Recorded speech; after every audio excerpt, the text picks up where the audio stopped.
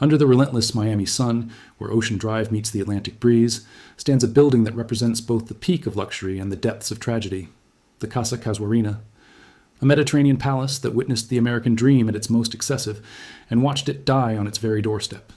This is a story about beauty, obsession, and the thin line between fame and vulnerability. This is the story of the Versace mansion and the murder that shook the fashion world to its core.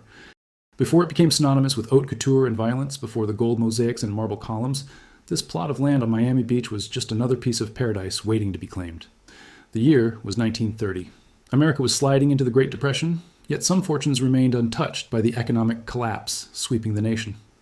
Alden Freeman was one of those fortunate few. The heir to a Standard Oil fortune, Freeman had money that seemed infinite in an era of breadlines and desperation. But Freeman wasn't interested in industrial empires or financial speculation. His passion was architecture, specifically the romantic revival styles that transported him mentally to the Mediterranean coast he'd fallen in love with during his European travels. Freeman purchased the land on what would become one of Miami Beach's most famous streets and set out to build something extraordinary. He envisioned a palace that would look as if it had been transported stone by stone from the shores of Santo Domingo. The result was Casa Casuarina, named after the casuarina trees, also known as Australian pines, that dotted the South Florida landscape. The original structure that Freeman built was magnificent by any standard. 3 stories of coral stone and stucco, with barrel tile roofing that gleamed terracotta in the subtropical sun, ornate iron balconies wrapped around the facade, their intricate scrollwork casting shadows that danced across the walls as the day progressed. The architecture borrowed heavily from the oldest house in the Western Hemisphere, the Alcázar de Colón in the Dominican Republic, built by Christopher Columbus's son, Diego, in the early 1500s. Freeman spared no expense. The interior featured hand-painted frescoes, imported tiles, and woodwork carved by master craftsmen. He filled the rooms with antiques he'd collected from across Europe and Latin America. For Freeman, this wasn't just a house, it was a statement, a declaration that beauty and culture could flourish even in a newly developed beach town that many still considered little more than a swamp reclaimed from the mangroves. But Freeman's time in his palace was tragically brief. He died in 1937, just 7 years after completing his dream home. The mansion he'd poured his heart and fortune into would pass through various hands over the decades, each owner leaving their mark, some more successfully than others. By the 1970s and 80s, South Beach had fallen on hard times. The Art Deco hotels that had once hosted the wealthy and famous were now decrepit, paint peeling, windows broken. Crime rates soared. The elderly retirees who remained lived behind locked doors and barred windows. Ocean Drive, once the crown jewel of American beach resort culture, had become a cautionary tale about urban decay. Casa Casuarina reflected this decline. The mansion that Freeman had built with such care had deteriorated. It was subdivided into apartments. The frescoes were painted over or damaged. The imported tiles cracked and went unrepaired. The tropical gardens Freeman had cultivated became overgrown tangles of vegetation. For years, it seemed the building would simply continue its slow slide into ruin, perhaps eventually demolished to make way for something more profitable. Then, in the late 1980s and early 1990s, something unexpected happened. Artists, photographers, and creative types began moving to South Beach, attracted by cheap rents and the faded beauty of the Art Deco architecture. Fashion photographers discovered that the pastel buildings and palm-lined streets made perfect backdrops for magazine shoots. Models posed on the same sidewalks where elderly retirees had feared to walk just years before. The Renaissance was underway. Property values began climbing. Developers saw opportunity. Historic preservationists fought to save the Art Deco buildings from demolition. And into this transformed landscape walked a man who would become synonymous with the area's rebirth. Gianni Versace. By 1992, Versace was already one of the most successful fashion designers in the world. Born in Reggio Calabria, Italy in 1946, he'd built an empire on bold designs, vivid colors, and an unapologetic celebration of sexuality and excess. His clothes were worn by supermodels, rock stars, royalty, and anyone else who could afford the price tags. His fashion shows were legendary spectacles. His brand represented the absolute pinnacle of 1990s glamour. But Versace was more than just a fashion designer. He was a collector, a patron of the arts, a man obsessed with beauty in all its forms. He collected ancient Greek and Roman artifacts, Renaissance paintings, Baroque furniture. His homes in Italy were filled with treasures that would make museum curators weep with envy. When Versace visited Miami Beach in the early 1990s, he fell in love with the area in much the same way Alden Freeman had 60 years earlier. The light, the colors, the blend of Art Deco and Mediterranean influences, it all resonated with his aesthetic sensibilities. And when he saw Casa Casuarina, still bearing the scars of its decades of decline, he saw potential. He saw a palace waiting to be reborn. In 1992, Versace purchased the Casa Casuarina for $95 million. For most people, that would have been the major expenditure. For Versace, it was just the down payment on his vision. Over the next 5 years, he would spend an estimated $33 million renovating and expanding the property. $33 million. To put that in perspective, adjusted for inflation, that's over $70 million in today's money. And this wasn't for new construction. This was renovation, restoration, and decoration of an existing building and the property next door that Versace purchased and demolished to expand the mansion's footprint. What Versace created was nothing short of spectacular. He expanded the mansion from its original footprint to over 23,000 square feet of living space. 10 bedrooms, 11 bathrooms, a rooftop observatory with views of the Atlantic Ocean, and at the center of it all, the piece de resistance, a swimming pool lined with millions of tiny mosaic tiles covered in 24-karat gold. That pool alone became legendary. Modeled after a pool that Versace had seen in ancient ruins, its bottom depicted Medusa, the Gorgon from Greek mythology, whose image became Versace's logo. The craftsmanship was extraordinary.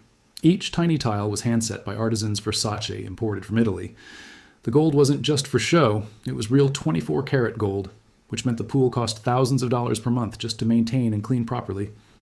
But the pool, as extravagant as it was, represented just one element of Versace's vision. Every room in the mansion became a showcase for his collections and his taste. Frescoes covered walls and ceilings, some original to Freeman's time, others commissioned by Versace from contemporary artists working in classical styles. Marble from quarries around the world covered the floors in intricate patterns. Mosaics depicting mythological scenes adorned walls and alcoves. The main entryway featured a double staircase with ornate iron railings. At the top, a stained glass dome filtered Miami sunlight into a rainbow of colors that shifted throughout the day. Ancient Roman and Greek statues stood in niches and on pedestals. Baroque furniture, each piece an antique worth tens of thousands of dollars, filled the rooms. Velvet drapes, silk wall coverings, hand-painted tiles. Everywhere you looked was another layer of opulence. Versace filled the mansion with art. Paintings by old masters hung alongside contemporary works. Tapestries that had once adorned European palaces now decorated his Florida retreat. His collection of ancient artifacts, many of museum quality, were displayed throughout the property. The gardens received equal attention. Versace hired landscape architects to create a tropical paradise around the mansion. Royal palms towered overhead. Bougainvillea cascaded in waterfalls of magenta and orange. Jasmine and gardenia scented the air. Hidden fountains provided the constant music of running water. Pathways wound through the greenery, creating intimate spaces for contemplation or conversation. Every detail received obsessive attention, and the hardware on doors and windows was custom designed. Light fixtures were commissioned from craftsmen in Venice. Bathroom fixtures were gold-plated. Even the pool's mechanical systems were state-of-the-art, ensuring the water remained crystal clear and perfectly temperature-controlled year-round. Versace didn't just create a house. He created a world unto itself, a bubble of beauty and luxury that existed outside the normal rules of restraint and practicality. Inside those walls, excess wasn't just acceptable, it was celebrated. More was always better. If something could be gilded, it was gilded. If it could be ornamented, it received ornamentation. If it could be made more dramatic, more theatrical, more spectacular, then that's exactly what happened. The mansion became Versace's American headquarters. He split his time between Milan, where his business was based, Lake Como, where he had another spectacular property, and Miami Beach. Casa Casuarina wasn't just a vacation home, it was a statement. It declared that Miami Beach had arrived, that South Beach was now a destination worthy of international attention and investment, and Versace's presence accelerated the area's transformation. Other celebrities began purchasing properties in South Beach. High-end restaurants and boutiques opened. The Art Deco hotels were restored and transformed into luxury accommodations. Fashion photographers who'd come to shoot the architecture started booking entire hotels for magazine spreads. Ocean Drive became one of the most photographed streets in America. The mansion itself became a regular location for fashion shoots. Versace would host elaborate parties that became the stuff of legend. Supermodels, celebrities, royalty, and rock stars walked through those doors. The guest list for any Versace party read like a who's who of 1990s fame. Madonna, Elton John, Princess Diana, Sting, and countless others experienced Versace's hospitality in his golden palace by the sea. For Versace, the mansion represented the culmination of his aesthetic vision. Here, away from the business pressures of Milan, he could live surrounded by the beauty he'd collected and created over a lifetime. Here, he could swim in his golden pool, stroll through his gardens, dine beneath frescoed ceilings, and exist in a world that reflected his belief that life should be lived as art. He established routines. Every morning when he was in residence, Versace would walk to the News Cafe, a casual breakfast spot on Ocean Drive just a few blocks away. He'd buy magazines and newspapers, usually Italian publications, but also American fashion magazines and newspapers. Then he'd walk back to the mansion, coffee in hand, reading material under his arm, ready to start his day. It was a remarkably normal routine for a man who lived in such spectacular abnormality. But that mundane morning ritual, repeated dozens of times over the years he owned the mansion, would ultimately make him vulnerable in a way all his wealth and success could not protect against. Because while Versace was building his palace and living his dream in Miami Beach, another man was spiraling into darkness. His name was Andrew Cunanan, and his path would intersect with Versace's in the most violent way possible.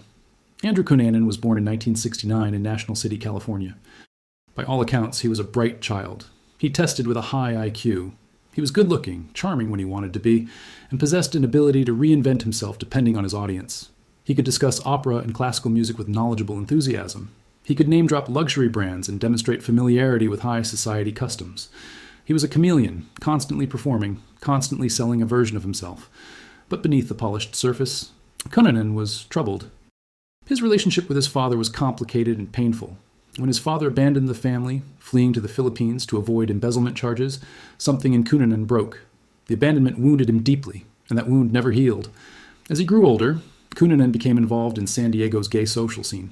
He presented himself as wealthy, as connected, as someone who belonged among the affluent gay men who congregated in the city's upscale areas. Much of this was fiction. He lived beyond his means, supported sometimes by older men he became involved with, other times through methods that remain unclear. What is clear is that by the mid-1990s, Cunanan's carefully constructed life was collapsing. His looks, which he'd traded on, were fading. He was aging out of the young pretty boy role he'd played for years. Some of the older men who'd supported him were moving on or had died from AIDS. His drug use was escalating. His behavior was becoming more erratic, more desperate. And he was developing an obsession with fame, with celebrity, with being known. He collected magazine articles about the rich and famous. He studied their lives with the same intensity others might bring to a college degree. And among the celebrities he followed was Gianni Versace. There's debate about whether Cunanan ever actually met Versace. Some accounts suggest they'd crossed paths years earlier at a nightclub in San Francisco. Others claim Cunanan invented this meeting, that it was another one of his fictions, a story he told to make himself seem more connected and important than he was. The truth may never be known with certainty. What we do know is that in April 1997, something in Andrew Cunanan snapped completely. He committed his first murder, killing Jeffrey Trail, a former friend in Minneapolis. Days later, he murdered David Madsen, a man he'd been romantically involved with. Then he fled, driving east in Madsen's Jeep. The FBI began tracking Cunanan, but he stayed ahead of them. In early May, he murdered Lee Miglin, a prominent real estate developer in Chicago. The murder was particularly brutal, involving torture. Cunanan stole Miglin's Lexus and continued running. Later that month, he killed William Reese, a cemetery caretaker in New Jersey, stealing Reese's pickup truck. Cunanan was now on the FBI's 10 most wanted list. His photo was everywhere. Law enforcement agencies across the country were searching for him. And yet, somehow he disappeared. For 2 months, no one knew where Andrew Cunanan was. The FBI followed leads that went nowhere. Reported sightings flooded in from across the country, but none panned out. It was as if he'd vanished. Some speculated he'd fled to Mexico. Others thought he might have killed himself, that his body would eventually be found in some remote location. But Cunanan wasn't in Mexico. He wasn't dead. He was in Miami Beach, living in cheap hotels and sleeping in a houseboat he'd broken into, just miles from Casa Casuarina, just miles from Gianni Versace. Exactly what Cunanan did during those 2 months remains largely a mystery. He wasn't working. He wasn't making much contact with anyone from his previous life. Some reports suggest he visited gay clubs, that he was seen in various South Beach locations, but nobody recognized him, despite his photo being widely circulated. Or if they did, they didn't report it. What was Cunanan thinking during this time? Was he planning his next move, or simply existing day to day, waiting for something he couldn't articulate? Was targeting Versace always his intention, or did opportunity and proximity make the designer a victim of circumstance? We'll never know for certain, because Cunanan never explained himself. But on the morning of July 15th, 1997, whatever internal calculus Cunanan was operating under reached its conclusion. It was a Tuesday morning. The weather was typical for mid-July in Miami, hot and humid with the promise of afternoon thunderstorms. Versace was in residence at Casa Casuarina. He woke early, as was his habit. Around 8:30 a.m., he left the mansion for his regular walk to the News Cafe. He made the walk alone, without bodyguards or security, wearing casual clothes. In Miami Beach, even someone as famous as Versace could move about relatively freely. The area had its share of celebrities and wealthy residents. People were generally respectful of privacy, and Versace had made this same walk dozens of times without incident. He reached the news cafe, purchased his magazines and newspapers, then began the walk back to Casa Casuarina. It was approximately 8:45 a.m. when he arrived back at the mansion's front gate. He pulled out his keys to unlock the gate that led to the front steps and the mansion's entrance. Andrew Cunanan was waiting. He'd positioned himself nearby, watching. When Versace turned his back to unlock the gate, Cunanan approached from behind. He raised a .40 caliber Taurus semi-automatic pistol, a weapon he'd stolen from one of his previous victims. From point-blank range, he fired twice. Both shots hit Versace in the head. The first entered behind his left ear. The second struck him in the right cheek, exiting through the left side of his face. Gianni Versace collapsed on the steps of his mansion, his blood pooling on the white marble he'd so carefully restored and decorated. Cunanan turned and ran. Witnesses saw him flee north on Ocean Drive, his distinctive white shirt visible as he disappeared into an alley. Versace's partner, Antonio D'Amico, heard the shots from inside the mansion. He rushed to the gate and found Versace lying there, gravely wounded, bleeding heavily. Emergency services were called immediately. Police and paramedics arrived within minutes, but there was nothing they could do. Gianni Versace was pronounced dead at the scene. He was 50 years old. The news spread with stunning speed. Within hours, it was international headline news. The fashion world reacted with shock and grief. Celebrities who'd known Versace expressed their devastation. Outside Casa Casuarina, crowds began to gather. People left flowers, candles, notes of condolence. The mansion's front gate became an impromptu memorial. Law enforcement launched a massive manhunt for Cunanan. They knew he was in the Miami area. They knew what he looked like. Every police officer in South Florida had his photo. It seemed impossible that he could escape. But Cunanan managed to evade capture for 8 more days. He abandoned the pickup truck he'd been driving, leaving it in a parking garage where it wouldn't be discovered for days. He retreated to the houseboat he'd been hiding in, a vessel whose owner was out of the country and didn't know someone had broken in and was living there. On July 23rd, the houseboat's caretaker noticed signs of a break-in and called police. When officers surrounded the property and attempted to make contact, they heard a single gunshot from inside. They waited, called for backup, and eventually entered the houseboat. They found Andrew Cunanan dead from a self-inflicted gunshot wound to the head. He'd used the same gun he'd killed Versace with. Cunanan left no note, no explanation, no manifesto. To this day, we don't know with certainty why he killed Gianni Versace. Some speculate it was about fame, that Cunanan wanted to be known, to be remembered, and killing someone as famous as Versace was his way of achieving immortality. Others suggest it was related to possible past contact between the two men, though evidence for this remains thin. Some believe Versace was simply an opportunistic target, a famous person who Cunanan knew would be in the area, and whose routines he'd observed. The truth likely died with Cunanan on that houseboat, taking whatever twisted reasoning he'd constructed to his grave. What we do know is that Versace's murder sent shockwaves far beyond the fashion industry. It exposed the vulnerability of even the most successful, the most protected. Versace had wealth, fame, influence, and it meant nothing to a man with a gun and a grievance. The killing seemed senseless, random, proof that violence could reach anyone, anywhere. In the immediate aftermath, Casa Casuarina became a focal point for grief. Thousands visited the mansion to pay respects.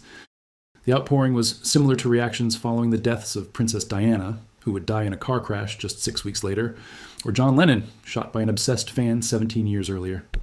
People needed a place to mourn, and the mansion became that place. Inside, Versace's family grappled with overwhelming grief and the sudden violent loss of a beloved brother and partner. Donatella Versace, Gianni's sister and muse, would eventually take over creative direction of the fashion house. Santo Versace, the eldest brother, continued managing the business side of the empire. Antonio D'Amico, Versace's partner of 15 years, was devastated, though he would later be largely written out of the family narrative. The business itself faced an uncertain future. Gianni Versace had been the creative heart of the company. His vision, his aesthetic, his personality had defined the brand. Could it continue without him? There were doubts, questions about whether the company would survive. But the Versace brand did survive. Under Donatella's creative leadership, it evolved while maintaining connections to Gianni's original vision. The house continued producing a bold, sensual, unapologetically glamorous designs. The Medusa logo, once associated primarily with Gianni, became Donatella's symbol as well. The business remained successful, eventually being sold to Michael Kors Holdings, now Capri Holdings, for over $2 billion. Casa Casuarina, however, faced a more complicated fate. The mansion that Versace had poured his heart and fortune into became the subject of legal disputes and financial complications. Antonio D'Amico, despite having lived there with Versace for years, had no legal claim to the property. The mansion passed to Versace's family. In 2000, the family sold Casa Casuarina for $19 million to Peter Lofton, a telecommunications entrepreneur. For Lofton, the mansion represented an opportunity. He envisioned it as a private club, an ultra-exclusive venue where members would pay handsomely for the privilege of experiencing the space Versace created. Lofton invested millions more in maintaining and operating the property. The pool's gold tiles required constant care. The frescoes needed conservation. The gardens demanded skilled maintenance. The mansion was beautiful, but it was also a hungry beast that devoured money at an alarming rate. The private club concept never quite worked as Lofton hoped. The operating costs were staggering. The mansion required a full-time staff. Climate control for a building that size in Miami's humidity was expensive. Insurance costs were astronomical.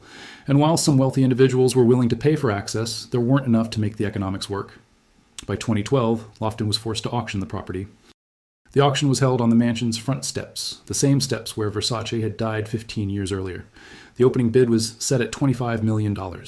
But when no one met that number, the auctioneer lowered it repeatedly. Finally, the property sold to the Nakash family, owners of Jordache Jeans, for $41.5 million, well below what Lofton had invested. The Nakash family had a different vision. They would transform Casa Casuarina into a luxury boutique hotel called the Villa Casa Casuarina. Guests would be able to stay in rooms that Versace himself had designed and decorated. They could swim in the gold-lined pool. They could dine in spaces where celebrities once partied.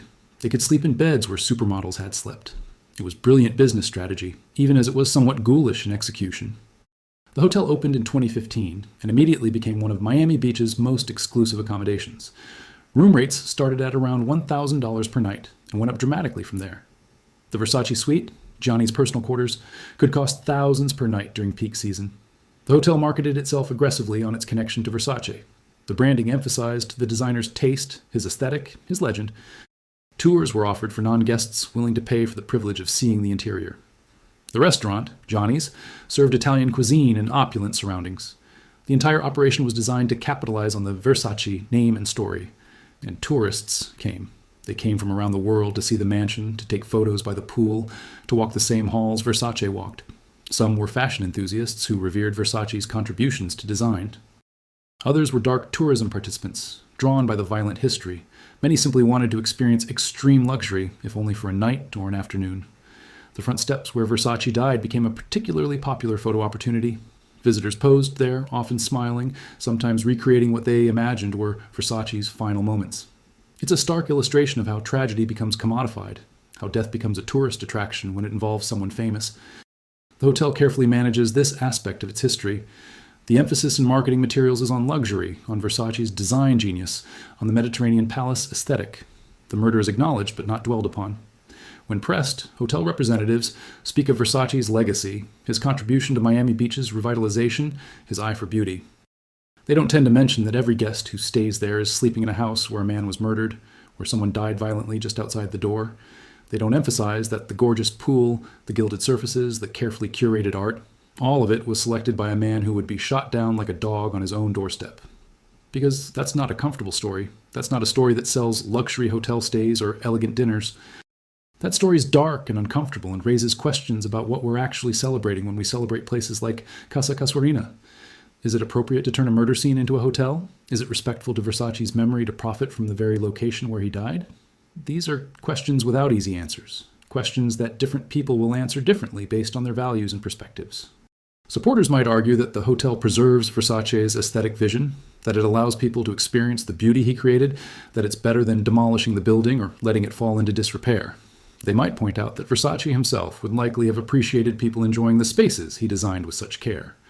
Critics might counter that there's something unseemly about commodifying tragedy, that the hotel profits from Versace's death as much as from his design talent, that true respect would have involved finding a use for the property that didn't involve tourists taking selfies where a man bled to death.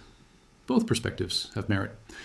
The reality is that Casa Casuarina exists in a complicated space between memorial and business, between historical preservation and exploitation, between honoring a legacy and profiting from a murder.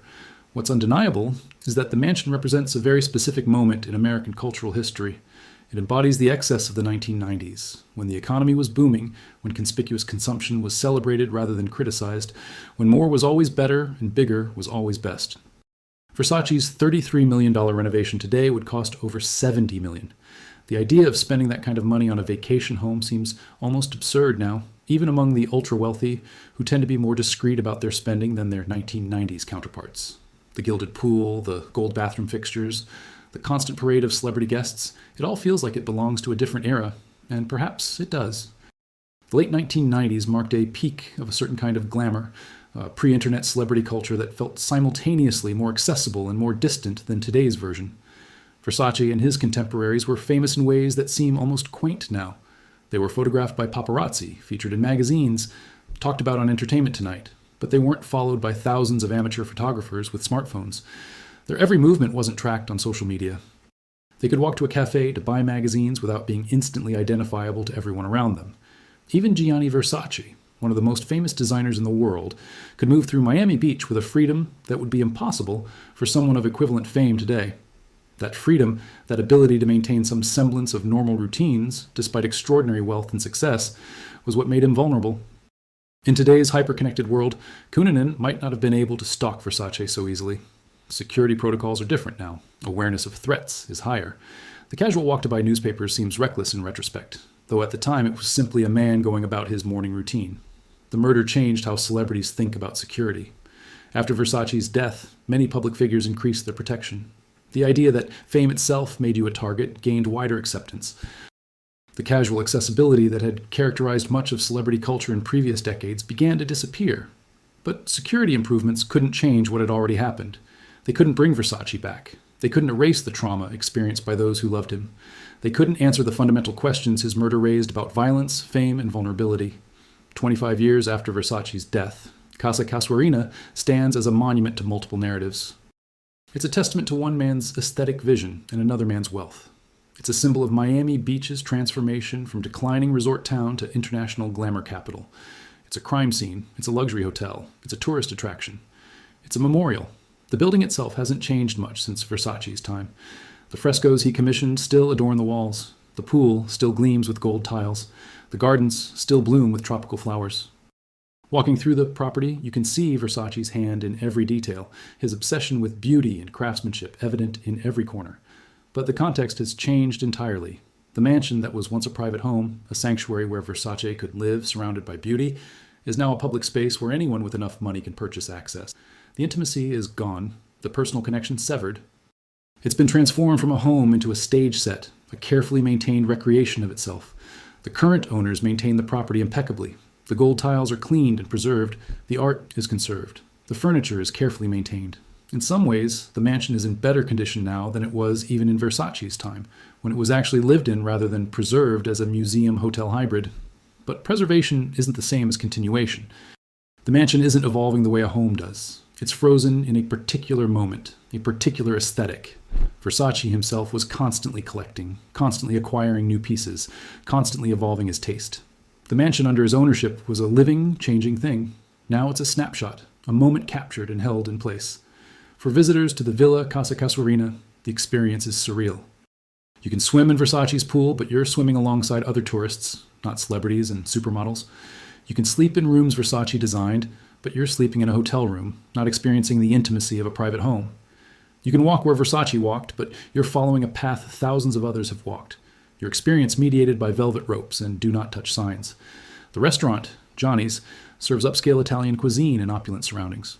Diners eat beneath frescoed ceilings, surrounded by Versace's art collection and design choices. The food is excellent, the service impeccable, the atmosphere undeniably special. But you're always aware that this is a performance, a carefully constructed experience designed to evoke a lifestyle rather than actually provide it. Some guests report finding the experience moving, connecting with Versace's aesthetic vision in a meaningful way. Others find it slightly hollow, beautiful surfaces without substance. The disconnect between the mansion as Versace's private refuge and the mansion as a commercial enterprise creates a cognitive dissonance that different people resolve differently. The hotel doesn't shy away from its history, but it doesn't dwell on darkness either. Information about Versace's life and career is readily available. His contributions to fashion are celebrated. The murder is acknowledged but treated as a tragic footnote rather than the defining characteristic of the property. This is probably the most respectful approach possible, given the commercial nature of the enterprise. Turning the murder into a major selling point would be ghoulish. Ignoring it entirely would be dishonest. The current balance, Acknowledging the tragedy while emphasizing Versace's creative legacy seems as appropriate as such a thing can be. But the tension remains. Every guest who stays there, every diner who eats in the restaurant, every tourist who takes a photo by the pool, they're all participating in something complicated. They're honoring Versace's taste and vision. They're supporting the preservation of a historically significant property. They're also, unavoidably, consuming tragedy as entertainment, turning a murder scene into a vacation destination. Ocean Drive itself has changed dramatically since Versace's death.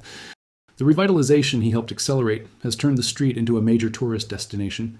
The Art Deco hotels are restored and thriving. Sidewalk cafes overflow with visitors. Exotic cars prowl the boulevard. High-end boutiques cater to shoppers with unlimited budgets. In many ways, this transformation vindicates Versace's faith in the area. He saw potential when others saw decay. He invested not just money but prestige, putting his name and reputation on the line by making Miami Beach a significant part of his life. His presence drew others, accelerating a renaissance that has made the area one of the most valuable real estate markets in the country. But the transformation has brought changes Versace might not have entirely appreciated. Ocean Drive can be overcrowded and tacky, packed with tourists and spring breakers. The exclusive retreat vibe that attracted Versace in the early 1990s has been replaced by something more commercial and accessible. The area is successful, but that success has diluted some of the qualities that made it special. Casa Casuarina stands as a reminder of what South Beach was becoming when Versace discovered it. A place where high culture and beach culture could coexist, where European sophistication could blend with American casualness, where beauty and excess were celebrated without irony or apology. The Golden Pool remains the mansion's most iconic feature. Visitors are consistently awed by it, by the craftsmanship, by the sheer audacity of lining a swimming pool with 24-karat gold. It represents excess at its purest, money spent not for practical purposes, but purely for beauty and impact. Maintaining that pool costs a fortune. The gold tiles require special cleaning procedures. The chemical balance of the water must be carefully monitored to prevent damage. The filtration and circulation systems are complex and expensive to operate. And all of this is for a pool that, while beautiful, functions no better than one lined with standard tiles. That's the point, though. Versace wasn't creating mere functionality. He was creating experience, atmosphere, legend. The pool wasn't just for swimming. It was for inspiring awe, for creating memories, for proving that beauty justified any cost. It was art that you could swim in, luxury you could immerse yourself in, literally and figuratively. For the hotel's guests, swimming in that pool is often the highlight of their stay. They're swimming where Versace swam, where celebrities and models swam, in water filtered through 24-karat gold. It's an experience that exists nowhere else on Earth, a combination of history, luxury, and sheer audacity that can't be replicated. But it's also a sanitized experience compared to what it was in Versace's time. Then, the pool was intimate, private, exclusive. Now it's scheduled, regulated, shared with strangers. The magic hasn't entirely disappeared, but it's been democratized in ways that inevitably change its nature. The mansion's 10 bedrooms have been converted into suites of varying sizes and luxury levels. The Versace suite, Johnny's personal quarters, is the most expensive and exclusive. It features the same design elements he chose for himself, the same views he enjoyed, the same sense of opulent privacy. Other suites offer different experiences. Some emphasize the Mediterranean aesthetic Freeman originally created. Others highlight Versace's Baroque sensibilities. Each room is unique, each carefully maintained to evoke a specific mood and style. Hotel staff are trained to discuss the mansion's history, to answer questions about Versace and the property. They walk a delicate line between education and marketing, providing information while maintaining the luxury hotel atmosphere. They're knowledgeable about Versace's design choices, his aesthetic philosophy, his contributions to fashion. They're less forthcoming about the murder, though they won't deny or avoid the subject if guests raise it. The official position seems to be that the tragedy was real and significant, but it shouldn't overshadow Versace's remarkable life and achievements. This seems reasonable, even as it feels slightly evasive. The reality is that, for many people, the murder is why they've heard of Casa Casuarina. Versace was famous, but he was one of many famous fashion designers. His mansion was spectacular, but there are other spectacular mansions. The murder, tragic as it was, gave the property a notoriety it wouldn't otherwise have achieved. This is uncomfortable to acknowledge, but it's true. The murder made Casa Casuarina famous beyond fashion circles, beyond Miami Beach, beyond communities that would normally care about a designer's real estate choices. It put the mansion on the map in a way that luxury alone never could have. The hotel's success depends partly on this dark fame. People stay there not just because it's beautiful, though it is. They stay there because it's the Versace mansion, the place where a famous murder occurred. They're buying access to history, and that history includes violence. This doesn't make the hotel's operators villains.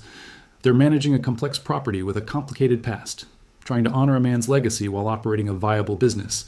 They didn't create the circumstances that made the mansion famous. They're simply working within the reality that exists.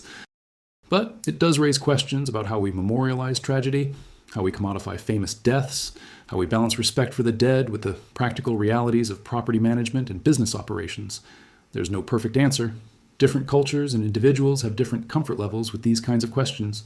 What seems respectful to some feels exploitative to others.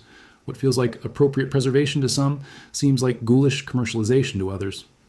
What's perhaps most interesting is how Casa Casuarina has become a symbol that different people interpret in wildly different ways. For fashion enthusiasts, it's a temple to Versace's genius, a place where his aesthetic vision achieved perfect expression. For dark tourism participants, it's a famous crime scene, a place where they can connect with a notorious historical event. For luxury travelers, it's an exclusive experience, a chance to live like the ultra-wealthy, if only for a night. For Miami Beach residents and historians, it's a crucial piece of the area's cultural identity, a building that helped transform South Beach from a declining neighborhood into an international destination. For architectural preservationists, it's an important example of Mediterranean revival style successfully merged with postmodern luxury. All of these interpretations are valid. The mansion contains multitudes, meanings layered upon meanings like the mosaics covering its walls and pool. It's a testament to how a building can accumulate significance beyond its original purpose, how it can come to represent ideas and histories its creator never imagined. Alden Freeman built Casa Casuarina as a personal retreat, a beautiful home that satisfied his aesthetic longings. He died never knowing it would become associated with high fashion and violent crime. Gianni Versace transformed the property into an embodiment of his design philosophy, never imagining he'd die on its doorstep. Andrew Cunanan made it a murder scene, forever linking his own infamous name with the building he likely never entered. And now it's a hotel, a business, a tourist destination, a symbol whose meaning continues to evolve with each passing year and each new guest who walks through its doors. The mansion's future is uncertain, as is any property's. The hotel could continue operating indefinitely, or it could be sold again, transformed again into something new. The current use as a luxury hotel seems sustainable, but nothing is guaranteed. Tastes change, economics shift. What seems like a brilliant business plan today might look different in 10 or 20 years. What seems certain is that Casa Casuarina will remain significant for the foreseeable future. The building is too iconic, too connected to important cultural moments and figures, to fade into obscurity. It will continue attracting visitors, continue generating discussion and debate, continue serving as a focal point for conversations about luxury, tragedy, legacy, and memory. The front steps where Versace died have been cleaned countless times since July 15th, 1997. No trace of blood remains, no physical evidence of what happened there. But the memory persists.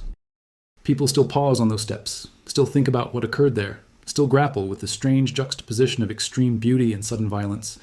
Inside, the gold pool still gleams. The frescoes still glow on the walls and ceilings. The gardens still bloom. The craftsmanship Versace demanded, and Freeman before him still evident in every carefully chosen detail. The beauty endures, though the circumstances that created it are gone.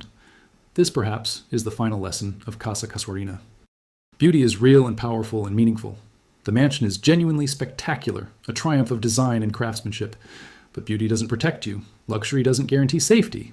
Success doesn't shield you from violence. Gianni Versace learned this in the cruelest possible way. The mansion he loved, that he poured his fortune and his heart into creating, couldn't save him. The golden pool, the imported marble, the priceless art, none of it mattered when a man with a gun decided Versace's life should end. And yet the beauty remains, outlasting the violence, outlasting Cunanan's pathetic attempt at immortality through murder. People remember Gianni Versace for his contributions to fashion, for his eye for beauty, for the spectacular home he created. Andrew Cunanan is remembered, if at all, as a murderer, a footnote to someone else's much more interesting life. The mansion stands as testament to both men, though in vastly different ways. It celebrates Versace's vision while marking Cunanan's crime. It's a palace and a crime scene, a luxury hotel and a memorial, a place of beauty forever shadowed by violence. Visitors leave Casa Casuarina with mixed feelings. They're awed by the craftsmanship, impressed by the luxury, moved by the connection to Versace's legacy.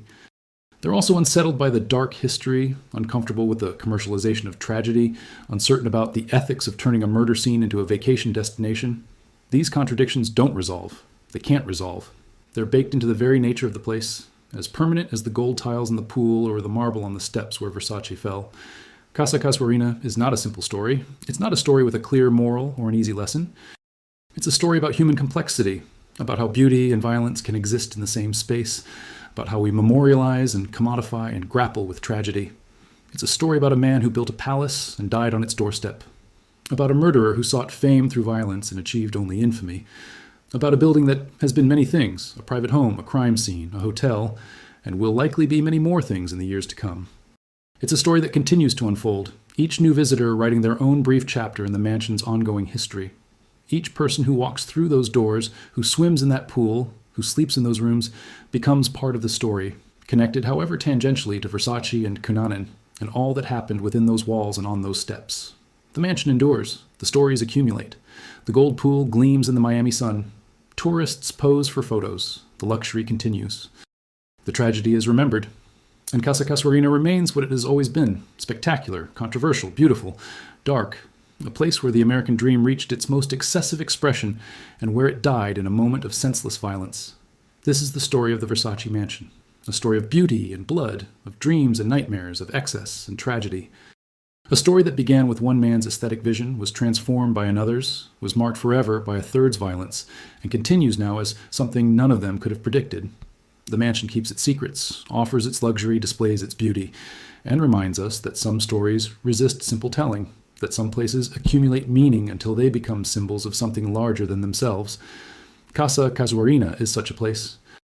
A golden palace by the sea, where a genius lived and died, where tourists now sleep in rooms fit for royalty, where tragedy and luxury exist side by side, inseparable and eternal.